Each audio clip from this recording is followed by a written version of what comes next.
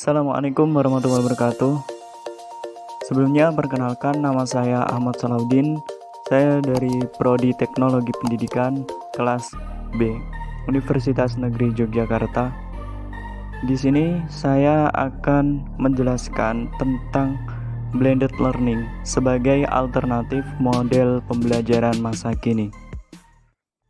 Halo, apa kabar?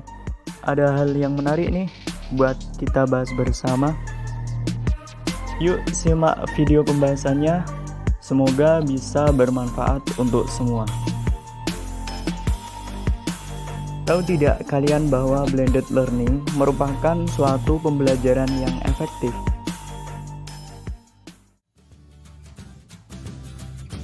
Sebelum masuk pada pembahasannya, maka alangkah baiknya kita harus mengetahui pengertian dari blended learning itu sendiri.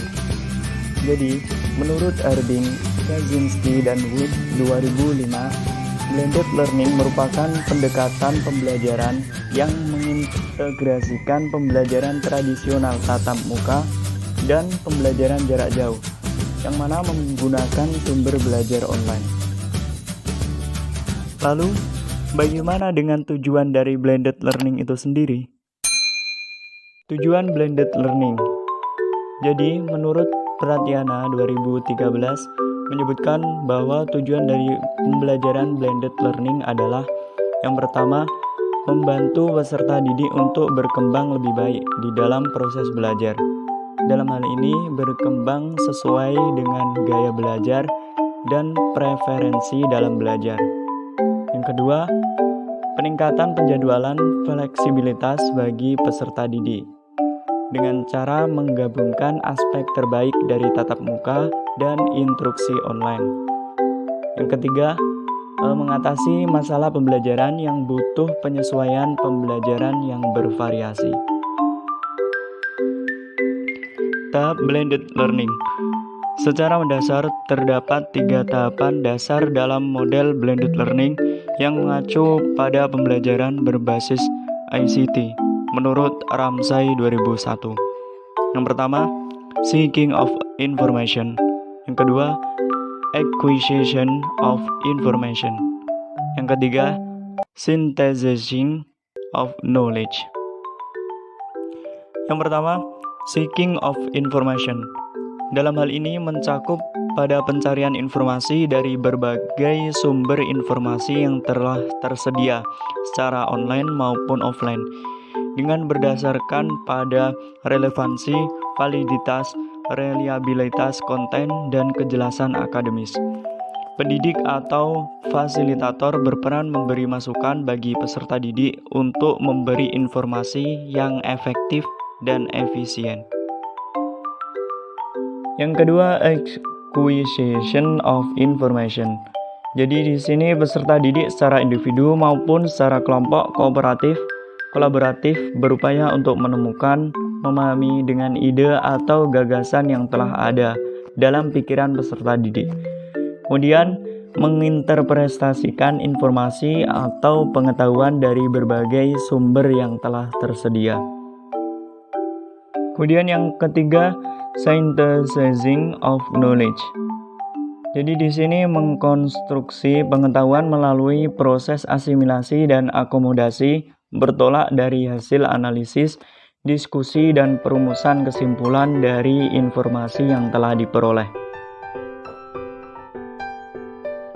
Sementara menurut Karman 2005 menjelaskan bahwa ada 5 kunci utama dalam proses pembelajaran blended learning dengan menerapkan teori pembelajaran Killer, Gardner, Bloom, Merrill, Card, dan Gary, yaitu 1.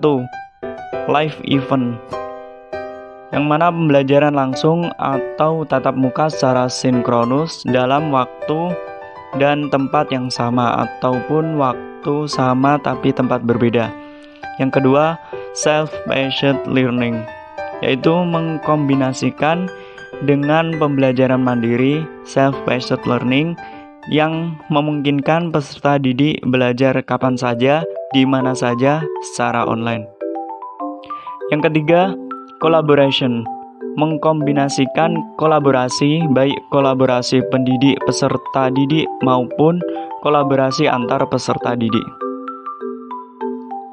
Yang keempat yaitu asesmen. Pendidik harus mampu meramu kombinasi jenis asesmen online dan offline, baik yang bersifat tes maupun non-tes atau proyek kelas. Yang kelima, performance support material. Pastikan bahan belajar disiapkan dalam bentuk digital, dapat diakses oleh peserta didik baik secara offline maupun online. Langkah menggunakan blended learning. Menurut Profesor Steve Schlimmer, menyarankan ada 6 tahapan dalam merancang dan menyelenggarakan blended learning, yaitu yang pertama, menetapkan macam dan materi bahan ajar. Yang kedua, menetapkan rancangan dari blended learning yang akan digunakan.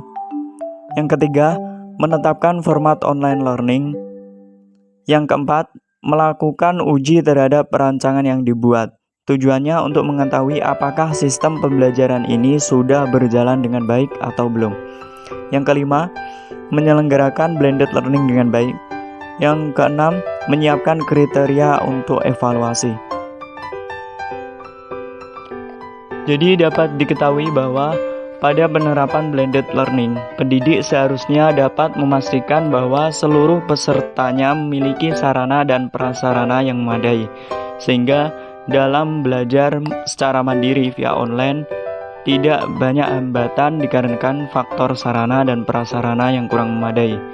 Selain itu, pendidik sudah menyiapkan solusi terbaik dalam mengatasi permasalahan yang mungkin muncul tersebut.